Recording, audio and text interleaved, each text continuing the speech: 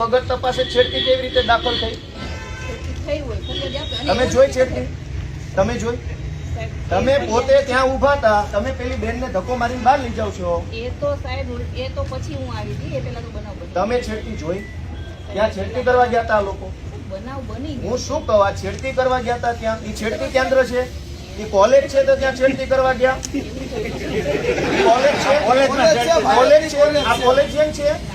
તો ટેકાના ભાવની ખરીદી કરનારા લોકો ખેડૂત પાસેથી પૈસા માંગે છે, એના માટે થઈને કોઈ એમને જાણ કરી, તો આનું શું છે?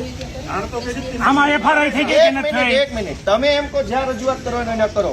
પ્રાંત અધિકારીને 18, 19, 20 તારીખે 3 વખત રજૂઆત કરી. આરએસસી કલેક્ટરને 18 ને 22 તારીખે 2 વાર રજૂઆત કરી. કલેક્ટર સાહેબને 24 તારીખે મેં રજૂઆત કરી. 24 તારીખે સીઈઓને રજૂઆત કરી અને 24 તમને એફઆઈઆર આપી. હજુ તમે એમ કહો રજૂઆત કરો તો ગુંડા તમને રજૂઆત કરવા આવ્યા હતા? બેન, ભગવાનથી ડરો, ભગવાનથી ડરો. તો ધીમે એટલે પણ હું કઈ ખાઈ ગયો? તમે અમને ઉપર ખોટા આરોપ મૂકો. બેન, તમે છેડતીનો આરોપ કેવી રીતે લગાવ્યો ના ઉપર? હાલો, પગે લાગુ. લો, છેડતીનો આરોપ કેવી રીતે કર્યો?